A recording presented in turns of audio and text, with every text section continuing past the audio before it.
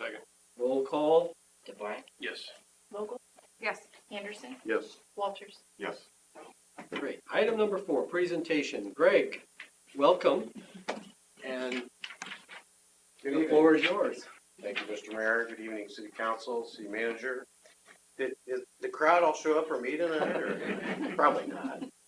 But thanks for being here, and it's a pleasure to have you all still as a partner at Catch Point. Sorry, involved. You know what's going on in the tourism industry. Are you all seeing this? No. Where's I'm plugged in here. his computer? Doesn't have the security alert. So I don't know where the. I can't even read what it says. Does it show you on that?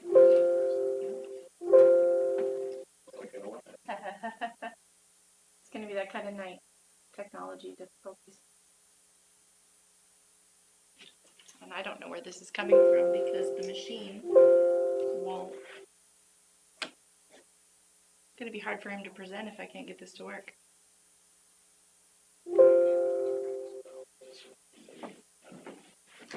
Yeah, totally froze.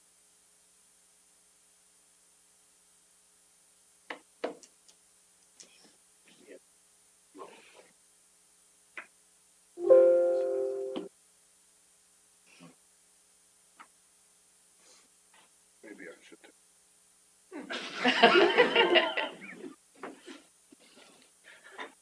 Have my tablet. Here. Let me just pass that down. I know North Polk Renew, turn it off, turn it on. That's all we did at school.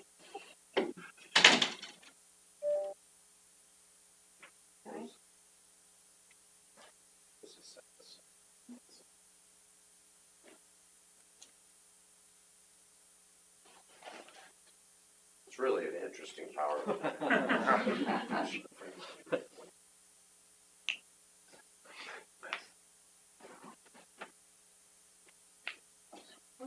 I recognize that. There we go.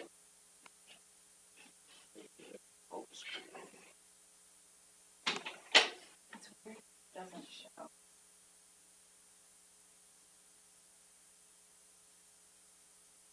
I do have another computer we can try. There you go. Good job. Well, good evening, everyone. Sorry for the delay.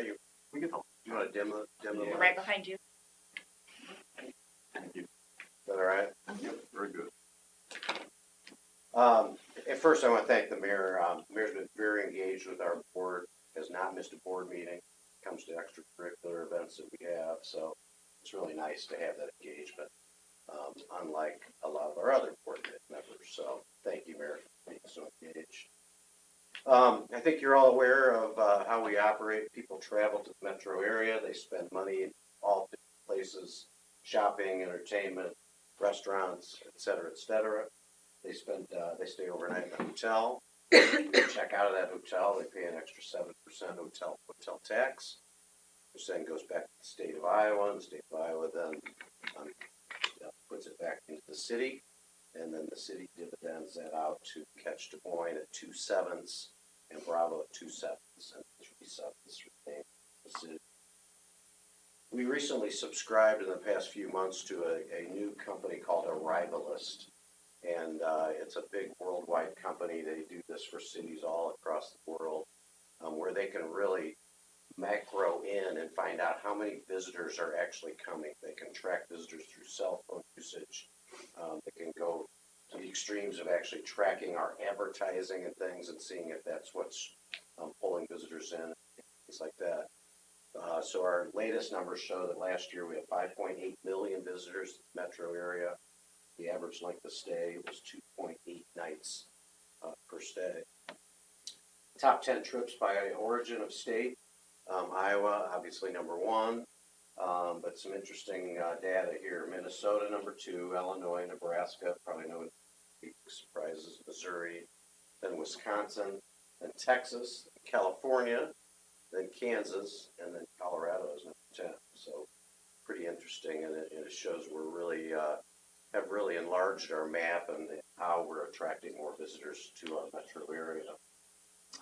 Our top points of interest for the metro area: Des Moines International Airport is number 1, Town Center 2, followed by the Iowa Event Center, Ford Avenue District, Mid-American Energy Recplex, that's a new sports complex in West Des Moines, Iowa State Fairgrounds, East Village, Prairie Meadows, and Adventure.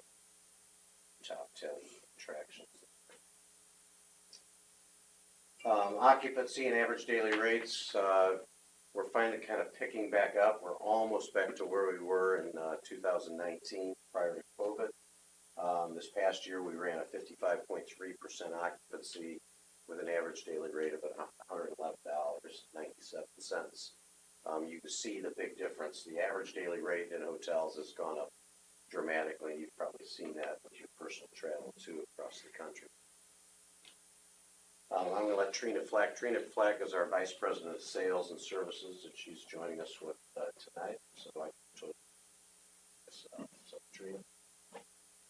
Last year we hosted 332 conventions and events in the entire metro. 176 of those are directly tied to our sales efforts. So stuff that we had a hand in booking, because of the sales efforts. And then 209 events were booked for in the year for future years.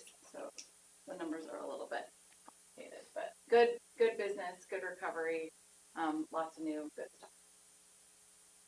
This is really hard to see from where you're at, but we can. Keep your hands to yourself back there.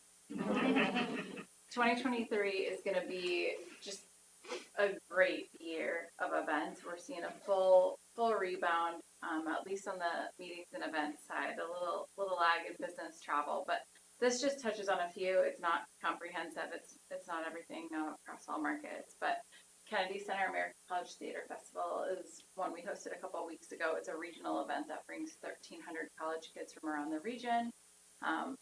Iowa Ag Expo is really a draw across the state and brings in about 10,000 people for the course of that event. Happens at the Iowa Event Center. NCAA men's basketball, we're hosting the first and second round tournament. Well, 8 teams over spring break. That's one that we bid on and really have the opportunity to host only every really 3 to 4 years. The last time we hosted that was 2019.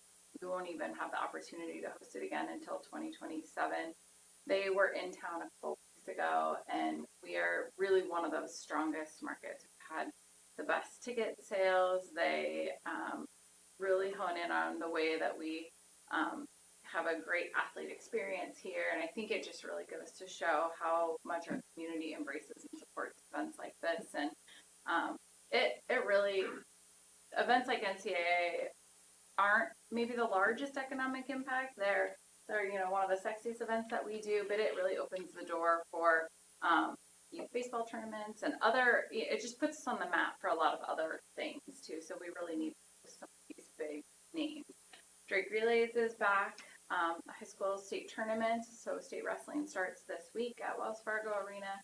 And then we'll have obviously girls and boys basketball. We hosted a first ever girls wrestling super regional. So just a lot of interest in youth sports. National Veterans Golden Age Games, they will use Drake Stadium, the Iowa Event Center, the Wellmark YMCA Pool, and the Recplex. So that's about 1,000 veterans that are over, it's either 50 or 55, and they'll compete in a week-long events. That was an event that was booked pre-COVID. It's been a long time coming. We're excited for that. Principal Charity Classic is back, as is World Pork Expo. Ironman will host a 70.3 this year, which if any of you want to swim, bike, run, let me know and we'll hook you up with an entry. The Des Moines Disc Golf Challenge actually takes place at Pickard Park in Indianola.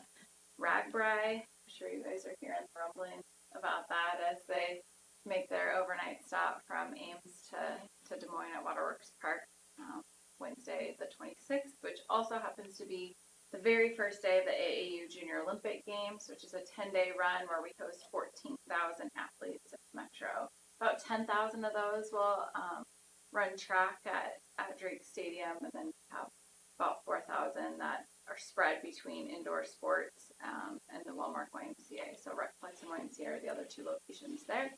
The Military Vehicle Preservation Association is taking place at the Iowa State Fairgrounds.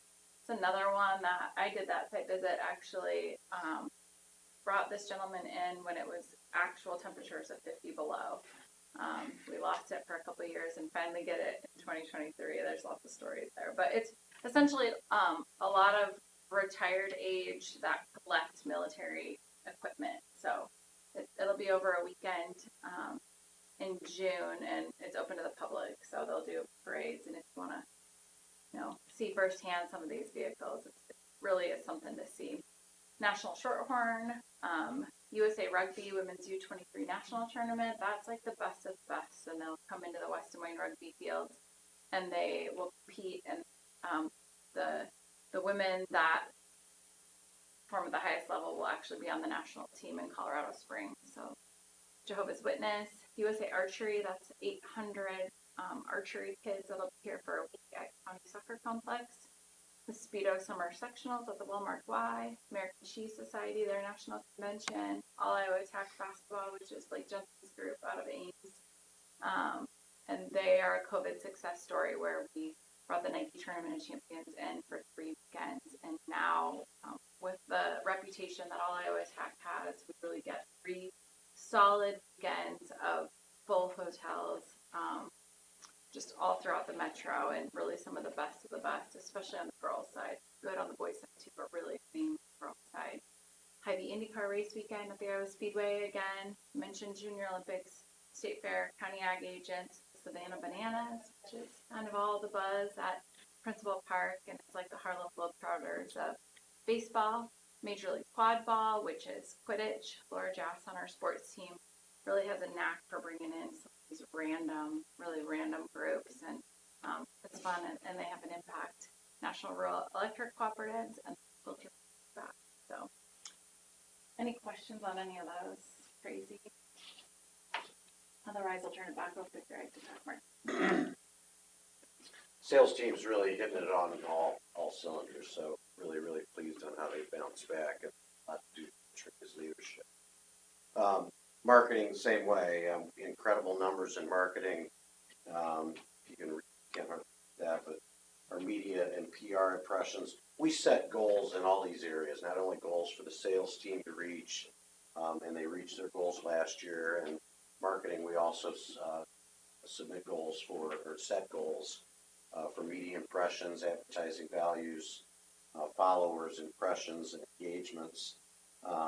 Web engagements this last year surpassed 1.5 million, which is the largest number we've ever had in the history of the website. So rolling along there as well. Marketing strategies, we have really upped our advertising spend over the last couple of years. We're spending $1.1 million just in advertising. I don't know if you caught last night, we ran a 30-second Super Bowl ad before the game, and then during halftime.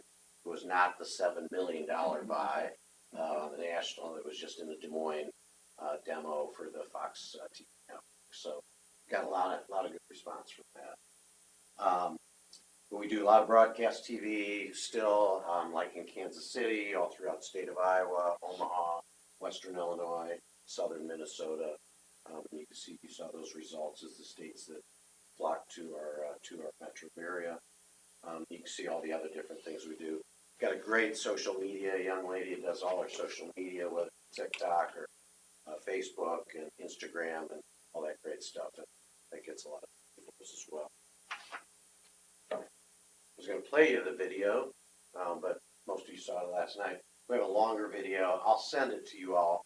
The longer one is the commercial is 30 seconds. I think the longer one's like a minute 30, but really shows the sports venues throughout the metro and the great activities. All in all, so last year we were able to bring in at least a little over $60 million in total economic impact to the metro area. So again, I thank you and happy to answer questions, comments. Let's thank you for reporting every year and bringing in, so we can answer some of the questions that may be brought to us about the economic development efforts and how it impacts community, our community specifically, as well as the metro. So really do appreciate you. Feels like you were here 2 months ago, but apparently it was a year. It does. Yeah, I mean, it goes fast. So really appreciate the updates and the good news. I'll touch on, just on the data side, if there's any, we put a really solid effort into the STAR reporting, arrival list, we have an economic impact calculator, all of that data that actually measures actual visitors and trends and all that stuff. So if there's ever anything that you guys are looking at that you're like, I want to look at this specific weekend, or if there's stuff that we can dive into, we have those tools to be able to do that too. Yeah, thank you. Thank you, Greg. All right, thank you all. Karina, thank you very much. Thank you so much.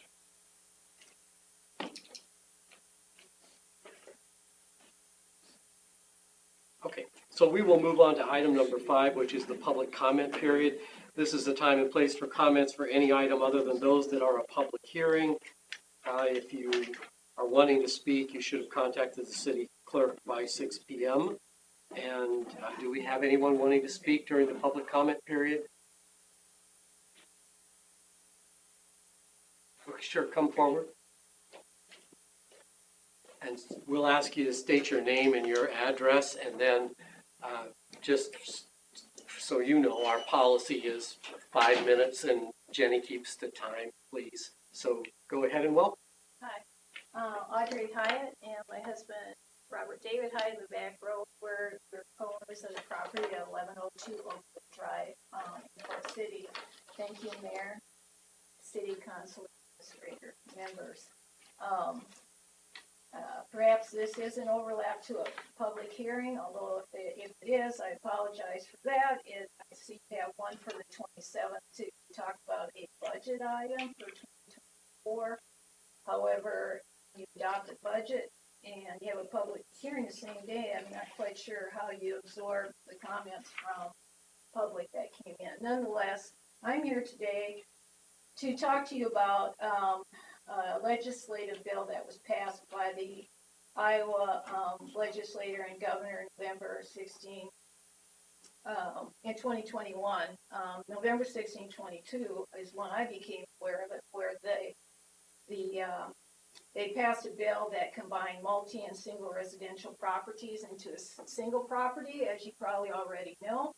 The DOR requested this bill, which was introduced because it reduced its administrative burden. They didn't ask for a fiscal study with that bill because they said there would be no fiscal impact.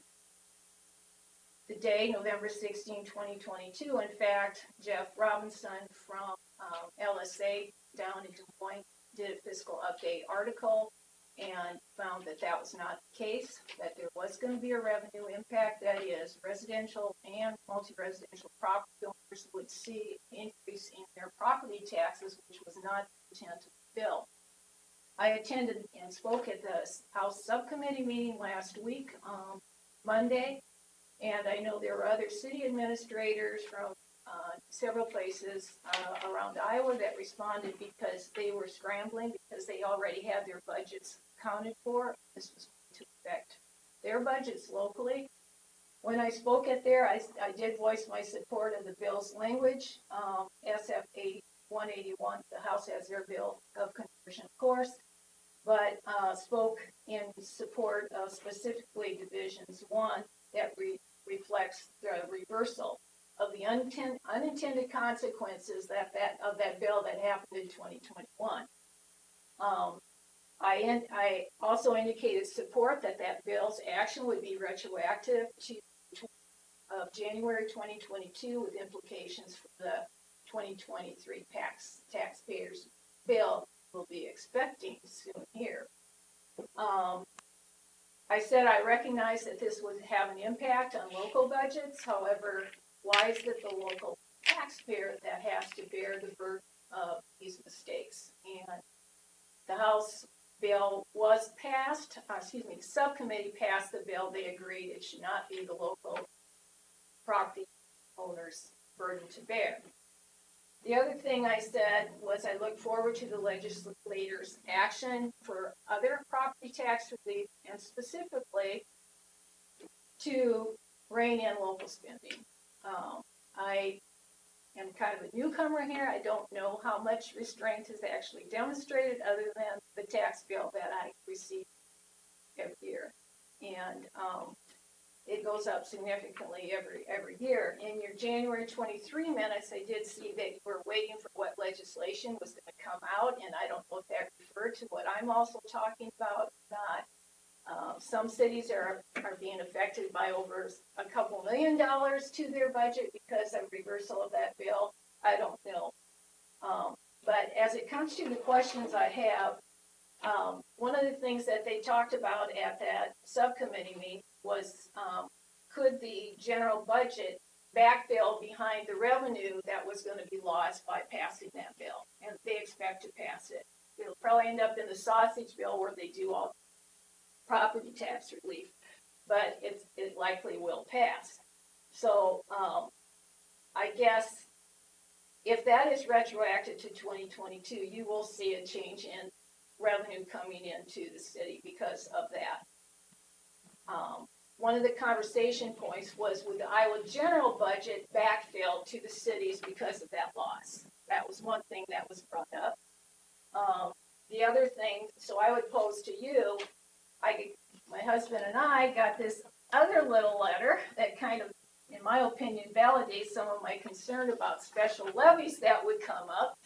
And a letter came out to us that because of your Polk City's population growth, 60% past decade, and the associated levy, other infrastructure requirements that are needed, that there was going to be a special property tax assessment levying process.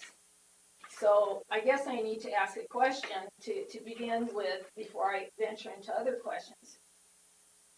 Is this special levy in response to what's happening in that bill?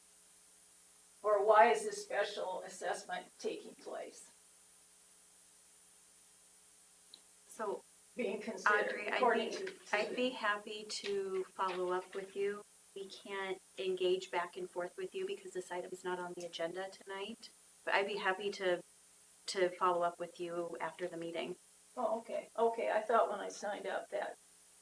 No, it's just for Okay. public comments, and we are at 5 minutes. Okay, all right. So we can do that. Okay. Because I have another number of questions that. Okay. Involve that as it relates to property taxes. Okay. So, thank you. Yep. Thank you. Thank you. Yes, thank you. Thank you for your input. So we'll move on to item number 6, which is consent items, and I will just ask for a motion in a second, please. So moved. Second. And roll call. Walters? Yes. Dvorak? Yes. Vogel? Yes. Anderson? So we will move on to business items. Item number 7. First, item A is first reading of ordinance 2023-3000, amending Chapter 55, Animal Protection and Control. Jeremy, I understand you're going to Yes, present? yep. So this is, introduction for a trap, neuter, and replace program to be added to our animal control code we currently have. We recently ran into an issue, property in county with the feral cat situation.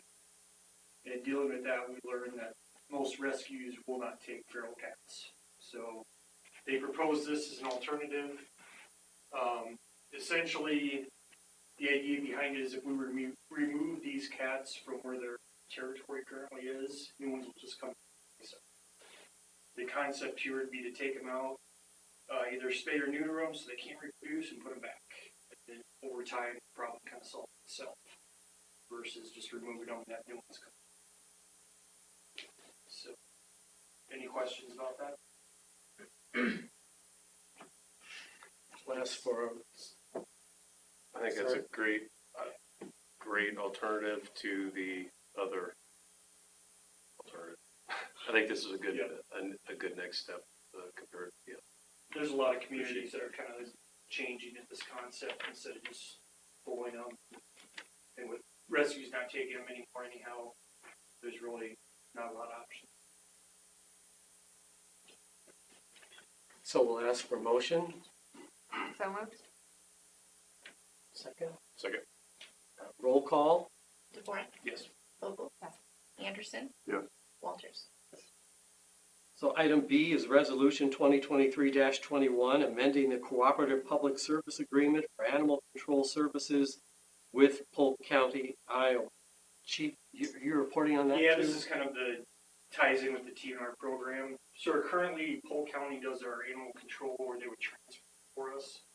Generally, it's dogs, but they assisted with the feral cat situation. As the two local veterinarians agreed to assist us with this project if we move forward, where they would facilitate the spay and neuter, but we had to get past how we get them there. And all this is doing is amending the contract we have with county to allow animal control to come take them to a vet clinic instead of just to the animal rescue. So it'll facilitate our transport piece. I guess I do have one question for, I guess this one could be specifically, do we have any sort of a general cost of what that would be based on? How do they work that out, or what's that? So I met with both of them, and they agreed that they try to keep it comparable to what the ARL would currently charge us anyway if we were bringing stray animals there. That is, I think, $125 for the ARL. So we're still working out some numbers, but I think they both want to stay within the ballpark for this particular. Okay, thanks. Motion and a second, please. Second. Roll call. Vogel, Yes. Anderson, Yes. Walters, Yes. DeVore. Item C, Resolution 2023-22, ordering construction of certain public improvements, fixing dates for public hearing, and taking of bids for the City Hall/Community Center project. Corey, you're here. I'll ask you to present. Good evening, Mayor, Council. My name's Corey Sharp. I'm an architect with FEH Design. We're located at 604 East Grand Avenue in Des Moines. I just have a small handful of things to update you on this project tonight before you all approve it to go out to bid. And this will pop up over there somewhere. Okay. Try this guy because that seemed to work well for Greg. Okay, so the last time we spoke, I spent the better part of 45 minutes in your work session going through all of the kind of drawings and everything that's included in the scope of the project, so you have a general idea of what's going to be constructed across the street. So I just wanted to give you a short update on a few things that we took into consideration since the last time that I was here. So the first one, and I wasn't here for the work session presentation on the trails, it sounded like you had just before I arrived here today, but I assume that this is sort of in response to that. Initially, we were planning on this 3rd Street sidewalk being like an 8-foot wide sidewalk to accommodate the future trail coming through town here. We've since reduced that width in the base bid documents to be 5-foot wide, so just a standard sidewalk width, and we're going to have a bid alternate that if for whatever reason you guys decided, no, let's go ahead and make it 8, that you would have the option of adding that additional 3-foot back in. So right now, in our general drawings, we're showing this as a regular 5-foot sidewalk. One of the other things that was requested was to look at some additional site amenities on the patio space. So I kind of wanted to talk through that a little bit. Let's see, where am I at here? So we've included a couple more things on the patio that will be outside the City Hall building. These triangular shapes are shade structures that'll kind of help provide the boundary of the patio space. So they'll just be overhead shades that'll be mounted on 3 columns, but you'll still be able to walk under them, walk around them. The patio will still feel open, but this will provide you some shade in that patio space. And then sort of a wall, I'm not calling it a sign, I'm sort of just calling it a landscaping wall here on the west side to kind of provide a barrier on the west end of that. So this will provide, I think, some sense of enclosure of that space before, it was basically just concrete on the site here. And then this will, I think, better facilitate sort of the feeling of the extents of that patio space. We did also provide some additional plantings on the west side of this as well. One of the things that the mayor had brought up the last time we got together was some additional landscaping on the north side of the building. I do want to mention we did include a few additional trees here. However, that was not the specific request. So between now and our first addendum during the bidding period. We're gonna make sure that we get this right where you want it, Mayor, where we get the right amount of landscaping on the north side of this to make this side of the building feel as inviting as possible and beautified as possible. So we're not quite there yet. We're getting there. I'm also personally not satisfied with it, so I'll make sure that this gets taken care of. But I wanted to bring that up. Public art. I wanted to mention this. We are planning for the inclusion of a future public art piece kind of out in this space. This is the electrical site plan. So this little 6 out here indicates that we're going to provide some underground conduit out into this area. So if in the future you decide to install an art piece, that will be able to provide power and lights for that future piece out there. Chelsea and I had a brief discussion about a dedication plaque. So a placard that would be placed inside the building that would sort of provide you some celebration for when the building was built. This is an example of what this might look like. Kind of a large glass panel with some vinyl lettering on it with all of the individuals that are associated with the project. So this is kind of what that might end up looking like. Obviously this one is Pleasant Hill. But I did put together the text document for what might be located on that plaque. So that includes all of the city council, all of the city administration, architect, engineer, general contractor, landscape architect, kind of all the people that are associated with that project. And then the last thing I wanted to mention was our updated cost opinion. If you'll see here, the last time we discussed, we only had 2 bid alternates. Now we have a third one here. So this bid alternate number 3 is what we believe that cost would be to widen that sidewalk from 3 foot to 5 foot. We think that's in the ballpark of $5,000. This bid alternate 1 originally was just called patio space, and it was about $11,000. With the additional site amenities, we're adding almost $50,000 to that, we believe. Bike rack installation remains the same. There were some really minor kind of general construction items, so I think the general construction here was from like 5.16 to 5.18, something like that. But if we go down to the bottom now, keep in mind, I want to make sure I mention this correctly. The items that are in this alternate are not going to be included in the total sum at the bottom here, because you may take them or you may not.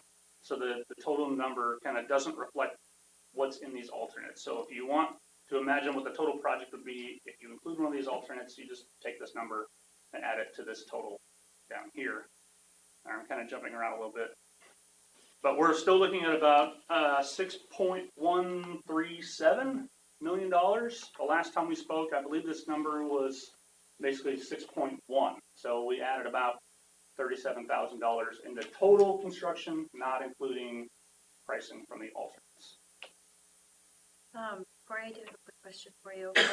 I do believe we were going to alternate bid the sidewalk along 4th Street. I did not see that in your alternate bid. That is correct. That is not in here. Thank you for that. That needs to be put in here. Okay. Yes. Yep. Neglected to include that. So that would be number 4. Okay. 4th So Street, there will that be 4. sidewalk. Okay. I know Jason has given me the number for that, so I just have not included it in here yet. So that's on me. And then I had another question, and I think it could go to you too, but isn't the sidewalk supposed to be 10 feet wide rather than 8 feet wide? So we've talked to Jason as well, and I don't know. Maybe I have it wrong. Yeah, the bid alternate's gonna be 10. Oh, okay. A Okay, total of great. 10. So, yeah, we've been coordinating with the site designer on that. Thank you.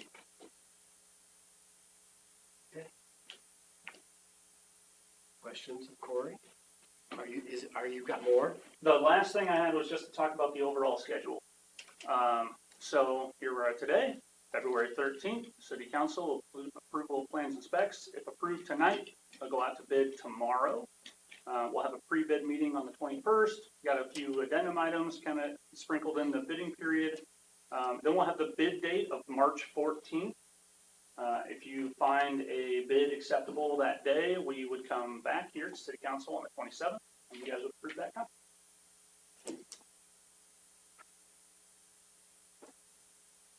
There you go. That's it? Yeah. Any questions of Corey from the council? If none, if you'll flip the light switch back I can on. do that, yeah. Thank you. Thank you. We'll then go ahead and ask for a motion and a second on item C. So moved. Second. And roll call, please. Dvorak, Yes. Vogel, Yes. Anderson, Yes. Walters. Yes. All right then, moving on to D, Resolution 2023-23, ordering construction of certain public improvements, fixing dates for public hearing, and taking of bids for 2023 street repairs project. Travis, I understand you've got a report. Yes, Mayor and Council. So, in the past couple of weeks, we've worked with Public Works to identify several repair locations around Polk City in need of street repairs and storm sewer repairs. Public Works and city staff have identified a target budget. And so what we've done is we've taken 13 repair locations at 11 different addresses around town. And we've put together a base bid package of 8 repair locations with the remaining 3 locations as additive bid alternates. Essentially, we built this project so that we can kind of put the puzzle pieces together to get as close to that budget without exceeding. So for your, if you were to approve these plans and specs tonight, it hit the street tomorrow, and we would be back for March 13th council meeting to potentially award that. Any questions? If none, then I'll ask for a motion. So moved. And roll call. Walters, Yes. Dvorak, Yes. Yes. Anderson,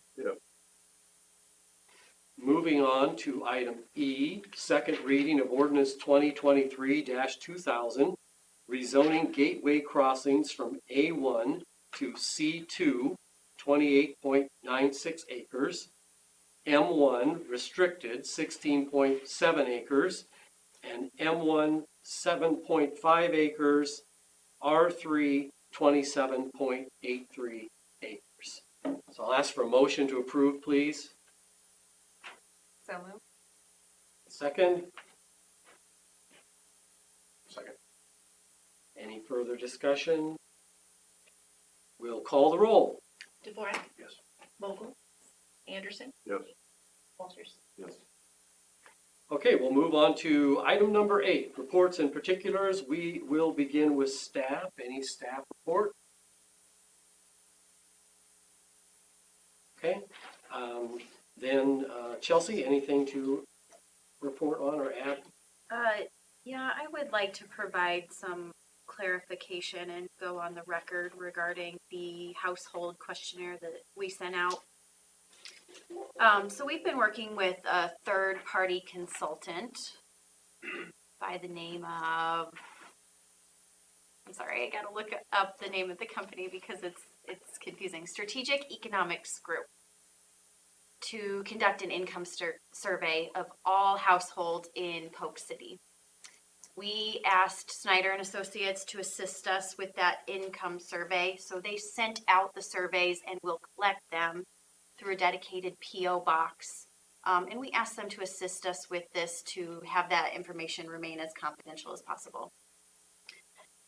We do have some major infrastructure projects in the pipeline. The water tower project is one of them that is at an estimated cost of a little over $8 million.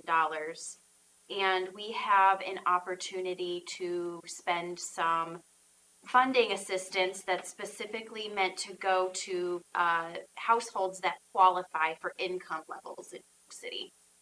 So we sent this income survey out to see if we could get some of that information and determine if we would be able to use some of that funding on some of those major infrastructure projects. I realize that the questionnaire does indeed say that those projects could involve special assessments.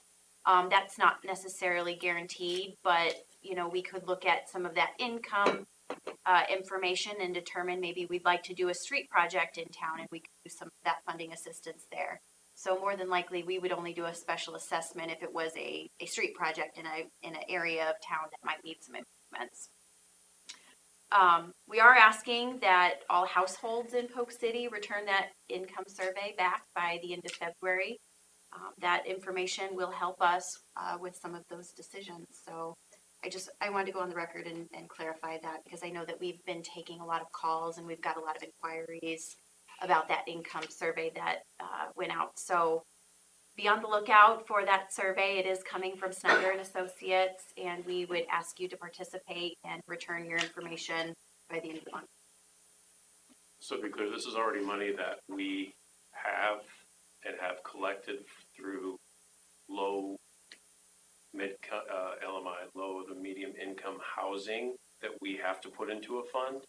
That fund can only be used on projects that are specifically eligible for low to middle income housing. Otherwise, we don't have any way of spending that because our community doesn't require it. They don't ask for it. I mean, there's an application that people can fill out to get funding for repairs and some different things. But our guidance on this side was to let's see what our median income is so we can potentially use some of the already gathered funds, no special taxes or anything going out, to use those to better support infrastructure changes throughout the community. So this has nothing to do but positive with money that we already have gathered from those. Thank you, Dave. Thank you, Chelsea. Let's go ahead and move on then. Any other council members have anything to report? I just also want to speak to, thank you, Chelsea, for the clarification. I know there's misinformation out there. I know City Hall's already getting calls, but if you do have questions or want to know more about it, reach out to City Hall, reach out to a council member. Because again, I think there's some misinterpretation and misunderstanding, but truly what it is, as we move forward on some projects we need to move forward on, to help especially those who do need that assistance. So that's the intention there. And yeah, thanks to the outside parties that are assisting and trying to get some of that for us as far as assisting those who will need it. Okay, great. I guess in a nutshell, what we're saying is you're entitled to the money once you.